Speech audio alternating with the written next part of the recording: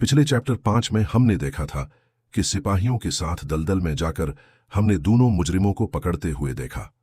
वहां मेरे मुजरिम ने जो के सामने एतराफ कर लिया था कि उसने लोहार के घर से पाई चोरी की है। अब इस चैप्टर 6 में हम देखेंगे कि इस वाकये के बाद पिप के जहन में क्या गुजरता है और वह इस चोरी के बारे में कैसा महसूस करता है।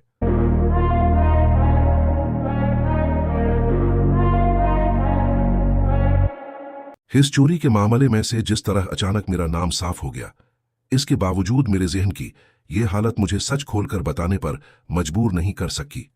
लेकिन मुझे उम्मीद है कि मेरे दिल के अंदर कहीं ना कहीं कुछ अच्छाई जरूर थी। जब मुझसे पकड़े जाने का खौफ दूर हो गया तो मुझे याद नहीं कि मेरी बहन के बारे में मेरे जमीर में कोई नरमी पैदा हुई हो। लेकिन मैं जो से बहुत प्यार करता था। शायद उन इब्तिदाई दिनों में इसकी कोई खास वजह नहीं थी, बस ये कि इस प्यारे इंसान ने मुझे इससे प्यार करने दिया और जो के मामले में मेरा अंदरूनी एहसास इतनी जल्दी पुरसुकून नहीं हुआ। मेरे जहन पर यह बात बहुत ज्यादा छाई रहती थी, खास तौर पर जब मैंने पहली बार उसे अपनी फाइल ढूंढते देखा कि मुझे जो को सच बता देना चाहिए, लेकिन मैंने उसे सच नहीं बताया। इसकी वजह यह थी कि मुझे डर था कि अगर मैंने उसे सच बता दिया तो वह मुझे इससे भी बुरा आदमी समझेगा जो मैं वाकई हूं। मैंने सोचा कि अगर जो का एतमाद मुझसे खत्म हो गया तो फिर रात को चिमनी के कोने में बैठकर मैं अपने हमेशा खोए हुए साथी और दोस्त को उदासी से घूरता रहूंगा। यही डर मेरी जबान बंद कर देता था। मैंने अपने जहन में यह ख्याल पैदा कर लिया था कि अगर जो को सच पता चल गया तो मैं कभी उसे आग के पास बैठे अपनी सुनहरी मूंछों को सहलाते हुए नहीं देख सकूंगा, बगैर ये सोचे कि वह इसी मामले पर गौर कर रहा है। अगर जो को सच पता चल गया तो मैं कभी कल के गोश्त या खीर को आज की मीज पर आते देखकर, चाहे वह कितनी ही बेतवज्जुही से क्यों ना देखे, बगैर ये नहीं सोच सकूंगा कि वह ये बहस कर रहा है कि आया मैं पेंट्री में गया था या नहीं। अगर जो को सच पता चल गया और किसी वक्त हमारी मुश्तरक घरेलू जिंदगी में उसने कहा कि उसकी बियर पतली है या गाढ़ी है, तो मुझे यकीन होगा कि उसे उसमें टार होने का शक है और ये सोचते ही मेरे चेहरे पर खून दौड़ आएगा। गरज ये कि मैं इतना बुज़दिल था कि वह काम न कर सका जो मैं जानता था कि सही है, बिल्कुल इसी तरह जैसे मैं इतना बुज़दिल था कि वह काम करने से बच न सका जो मैं जानता था कि गलत है। इस वक्त मेरा दुनिया से कोई वास्ता नहीं था और मैंने दुनिया के उन बहुत से लोगों की नकल नहीं की जो इस तरह अमल करते हैं। मैंने एक बिल्कुल अनपढ़ ज़हीन होने की हैसियत से अमल का यह तरीका खुद ही दरियाफ्त कर लिया था। जब हम कैदी जहाज से कुछ दूर निकले तो मुझे बहुत नींद आने लगी थी, इसलिए जो ने मुझे फिर से अपनी पीठ पर उठा लिया और घर ले गए। इनका यह सफर बहुत थका देने वाला रहा होगा। मिस्टर वोप्सल इस कदर थके हुए थे कि उनका मिजाज बहुत खराब हो गया था।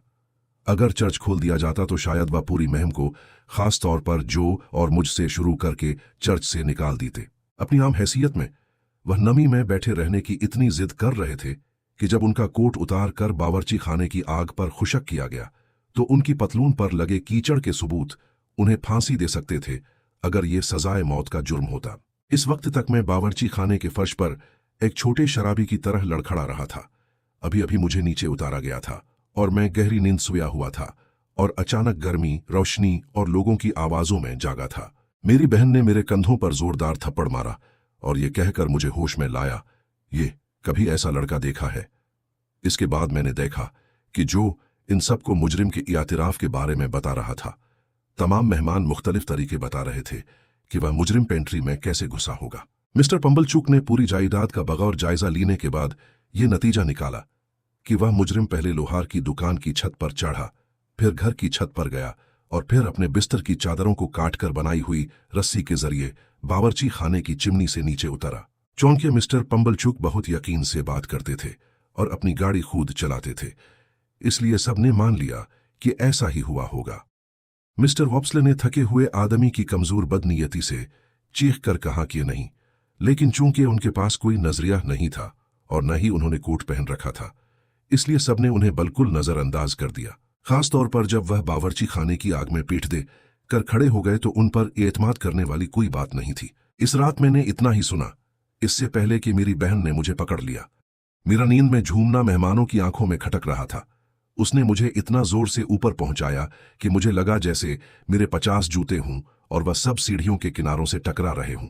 मेरे जहन की ये हालत, जैसा कि मैंने बयान की है, सुबह उठने से पहले शुरू हो गई थी और ये हालत बहुत दिनों तक रही, जब तक कि ये मौजू खत्म नहीं हो गया और कभी कभार खास मौके के सिवा इसका जिक्र नहीं होता था। Critical analysis. अब देखिए, इस छोटे से चैप्टर में डिकिंस ने बहुत अहम बातें रखी हैं। पहली बात तो ये कि पिप अपनी साख यानी रेप्यूटेशन को बचाने का इंतखाब करता है। उसे सही लगता है कि सच बोलकर जो को सब कुछ बता दे, लेकिन वह ऐसा नहीं करता। इसकी वजह यह है कि वह जो की नजरों में गिरने से डरता है।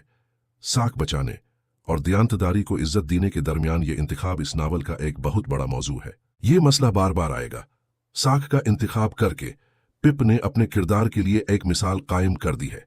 ये मिसाल आगे चलकर उसकी जिंदगी और उसकी शख्सियत की नशोनुमा को तश्कील देती रहेगी।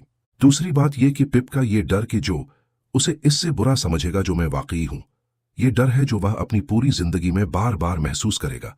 जो दुनिया में पिप का वाहिद दोस्त है, वही उसकी पूरी दुनिया है, उसका पूरा मुआशरा है। पिप सच बोलकर इस दोस्ती को खोने से डरता है। आगे चलकर भी वह सच बोलने में हमेशा मुश्किलात महसूस करेगा। इसकी वजह यह होगी कि उसे डर होगा कि मुआशरा उसके बारे में क्या सोचेगा।